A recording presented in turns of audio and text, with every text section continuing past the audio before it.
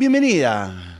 Hola, Lisandro, ¿cómo estás? Bien, tengo varias cositas para preguntarte, pero vamos a A la lo que vinimos. columna, como vinimos. Se viene la Odisea, Christopher Nolan Otra haciendo película. una de las historias históricas y míticas más importantes, sobre todo de Occidente. Sí. Es una película que se estrena hoy en cartelera. La estuvo escribiendo desde el 2024. Está escrita, dirigida y producida por Christopher Nolan. Y como decía, está basada en el poema griego de Homero y la Odisea. Eh, Tenemos un elenco muy interesante. Está Matt Damon, está Tom Holland, Zendaya, Anne Hathaway, entre varios nombres que van pasando por todo esto. Vuelve Anne Hathaway a una película de Nolan aparte. También, sí. Es un dato no Sí, sí, menor, sí, sí, digo. sí. La Gatúbela de la trilogía de Nolan Sí. había sido Anne Hathaway, vuelve a grabar.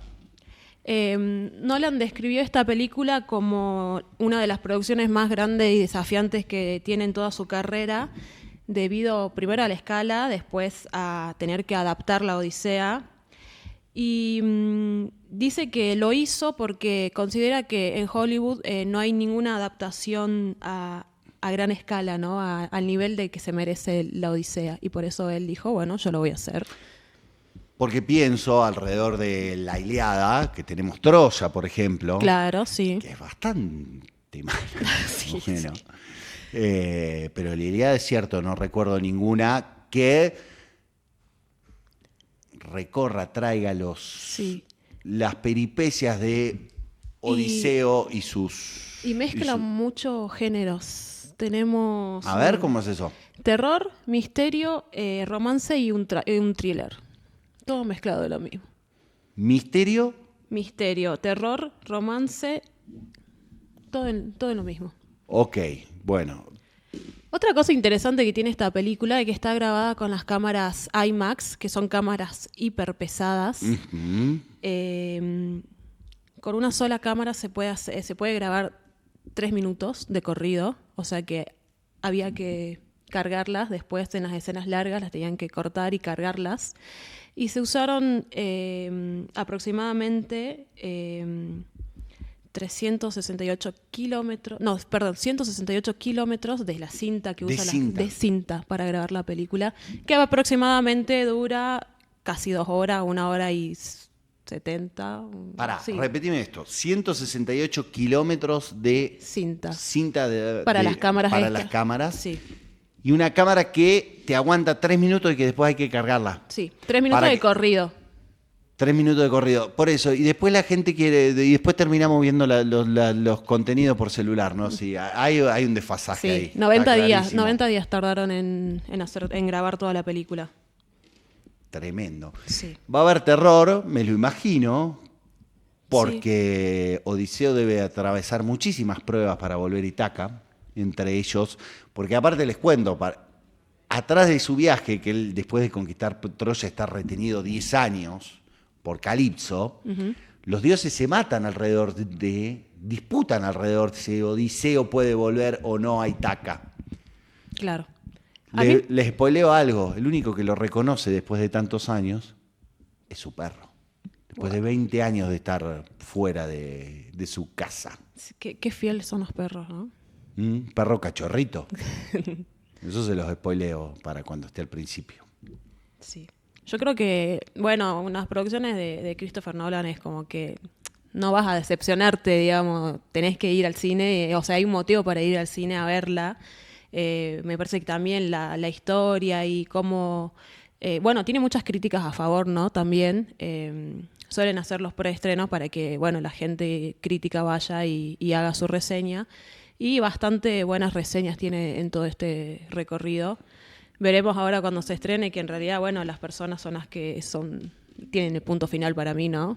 Que te pueden mandar una película que sea un éxito total o a que termine olvidada en los millones de películas y series que hay en todo el mundo.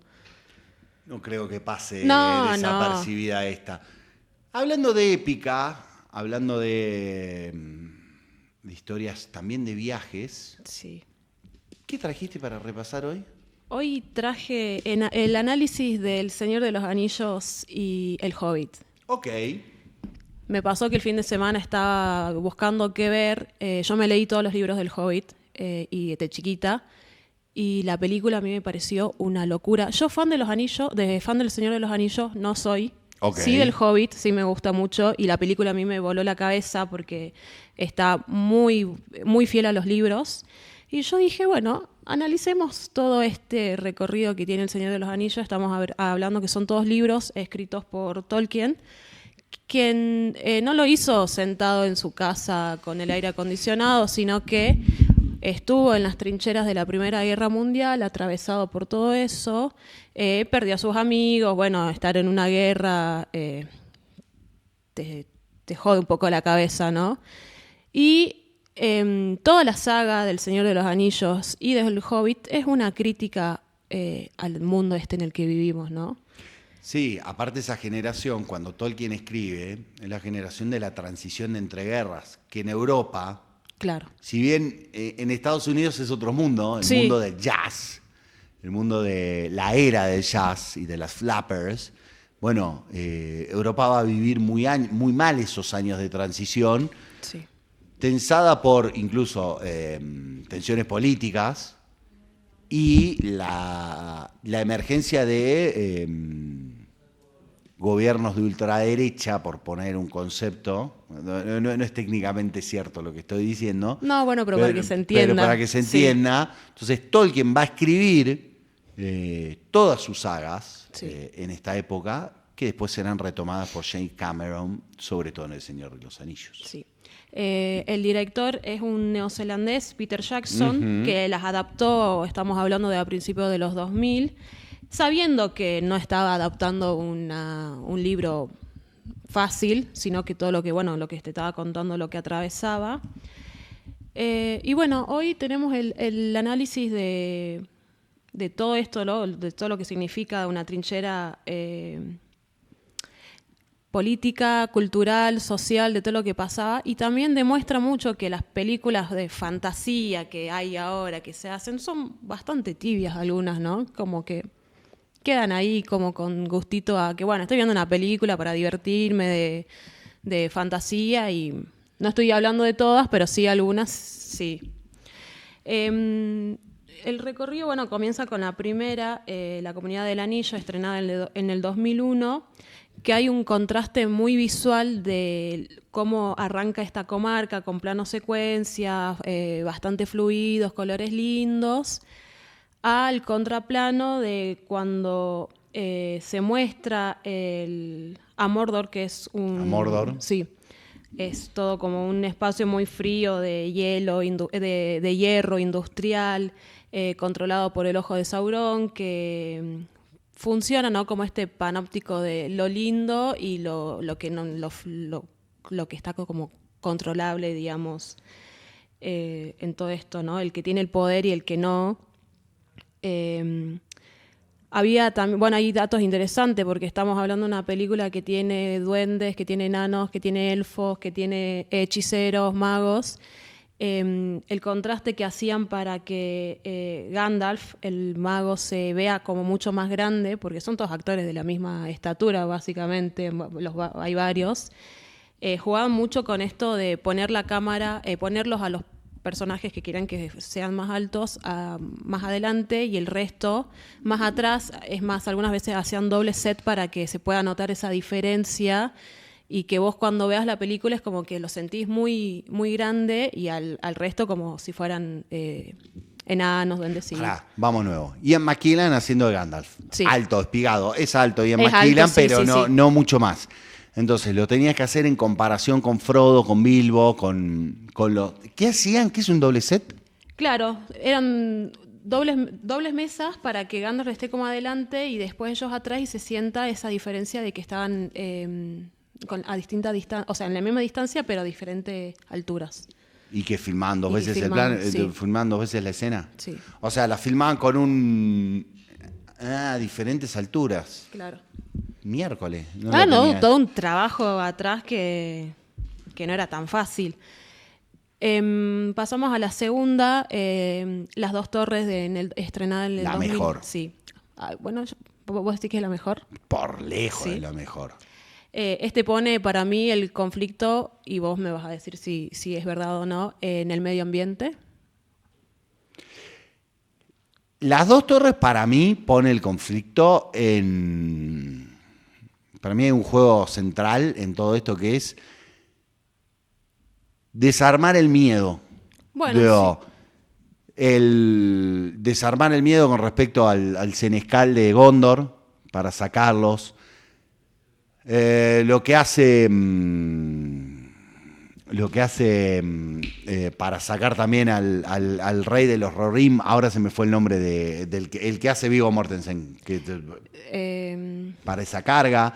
La esperanza y la espera, porque Gandalf en algún momento cuando se va a buscar a los Rohirrim que están dispersos, le dice... Al atardecer del sexto día llegaré, al amanecer del sexto día llegaré. Entonces la esperanza se mantiene. De hecho, ya lo hablamos, creo que yo lo conté alrededor del tema de Palantir. El tema principal es todos podemos ser parte, todos somos responsables, todos tenemos una acción, una carga que llevar que va a cambiar el destino de las cosas, por pequeña que sea, porque el tema central, el argumento central de todo esto es que la carga más pesada se la dan al más pequeño, al más vulnerable. Al más chiquito, al que tiene que hacerse cargo hasta medio deforme, ¿viste que son medio deformes los hobbits? Sí, tiene unos pies así gigantes, todos bien raros, como que no está pensado para la estatura que tiene, no sé, como medio que no entra en concordancia.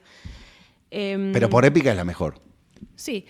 Está filmado bajo las estéticas de las fábricas del siglo XIX, estas chimeneas así como medios que escupen el hollín, los orcos que talan los bosques. También, dato de color, para el rodaje, cuando se usa la voz de Bárbol, para que suene así como, como más orgánica, lo hicieron grabar con un megáfono de madera casero, para que se sintiera como todo eso rústico, ¿no? Ah, creí que lo habían llamado el Coco Basile para hacer el doblaje. Tenemos después el mundo de los elfos, ¿no? Que para mí es como la burbuja de cristal de toda la perfección de las películas a los elfos, ¿no? Que están todos como angelicales en sus montañas con cascadas, con todos colores pasteles, que más, o sea, muestran un poco esta superioridad moral, ¿no? Y que cuando están medio quemando las papas, ellos dicen, bueno, nos vamos de acá, chau. Abandonamos nuestro mundo. Es que ese nunca fue su mundo. Bueno, Eso sí. es un punto central de todo También. esto. Digo. Es más el recuerdo del paraíso lo que mantienen Elrond y los elfos y los tres comunidades de elfos que quedan en la Tierra Media. Kate Blanchett dice que para lograr esta mirada como mística que tenía, angelical, le reflejaban luces LED en los ojos para que simule ese brillo constante que tenía, digamos. Exactamente. Sí, está bueno. Aparte, a mí me encanta, ¿no? Cómo se piensan todos estos detalles como muy... Por decir, es una tontera, pero te suma todo, ¿no? A las películas en sí. Kate Blanchett, que interpreta en toda la historia, porque aparte hay que pensar, digo, que Galadriel, Elrond, son personajes que vienen de 3.000 años, que son los hijos de los originales. Se va a ir muy largo para explicar. Pero Galadriel tiene una cuestión que es típico del mito, que es la dadora. Ella da objetos mágicos, objetos que ayudan a todos los personajes a atravesar momentos muy importantes. Y esa parte es la que le dice a Elrond, no nos debemos ir, todavía debemos dar una batalla más. Por eso se vuelven las huestes de Elrond a enfrentar en la batalla, por ejemplo, en los Rohirrim, a las fuerzas de Sauron. Pasamos al Hobbit, mi película preferida. Ok. En la desolación de Smaug se ve como el dragón está, ¿no?, en el castillo rodeado de monedas de oro, durmiendo plácidamente.